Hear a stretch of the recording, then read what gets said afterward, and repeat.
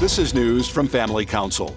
Tennessee passed a new measure to honor God's perfect design for families, declaring June 2026 as Nuclear Family Month. Governor Bill Lee signed Tennessee House Joint Resolution 182 after both the State House of Representatives and Senate overwhelmingly passed the measure. The resolution replaces the celebration of LGBTQ Pride Month with the celebration of the nuclear family and rejects the harmful, quoting now, ideologies of the World Health Organization, the United Nations, and like-minded organizations that fight for population control through the means of promoting sterilization and abortion practices, end quote. House Speaker Representative Bull Halsey defines the nuclear family as one husband, one wife, and any biological, adopted, or fostered children, and declares it God's design for familial structure.